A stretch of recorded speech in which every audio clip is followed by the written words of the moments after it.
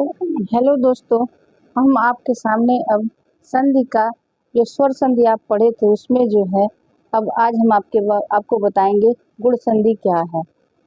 जैसा कि आप जानते हैं कि स्वर संधि में और आ का मिलने से बड़ा आ बनता है, ई और ई के मिलने से बड़ी ई होती है। उसी प्रकार जो है गुण संधि में अ या आ के बाद ई आवे तो उसका ए हो जाता है, और उ आए तो उसका ओ हो जाता है, और री आए तो अर हो जाता है। इसे हम क्या कहते हैं? गुण संधि। जैसे जैसे गजेंद्र, गज धन इंद्र, गज का अ और इंद्र का ई बराबर ए हो जाता है, गजेंद्र। जैसे सर्वेक्षा, सर्वधन इच्छा, सर्व का अ और इच्छा का ई मिलाकर ए हो जाता है।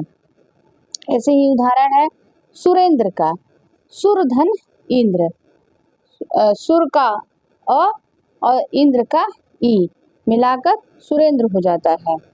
ऐसे ही और भी कुछ उदाहरण है जो हम आपको स्क्रीन पर दिखा रहे हैं।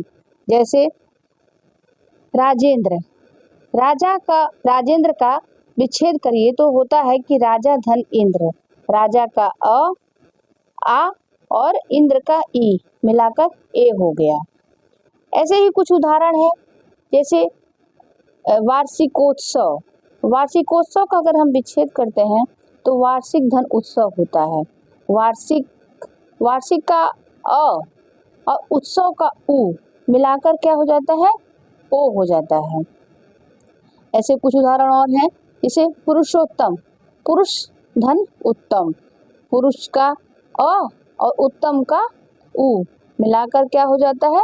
ओ हो जाता है, जिसको हम पुरुषोत्तम कहते हैं। ऐसे ही कुछ उदाहरण अ और री के मिलने से होता है। जैसे राजश्री, राजश्री में होता है कि राजा राजधन ऋषि, राजधन ऋषि का मतलब होता है कि राज का अ और ऋषि का री मिलाकर अर हो जाता है। और ऐसे ही है एक सप्तऋषि, सप्तधन ऋषि, सप्त का अ और ऋषि का र मिलाकर अर हो जाता है। तो दोस्तों, हमको उम्मीद होगी कि आप लोगों गुण संधि के बारे में बहुत ही अच्छे तरीके से समझ गए होंगे।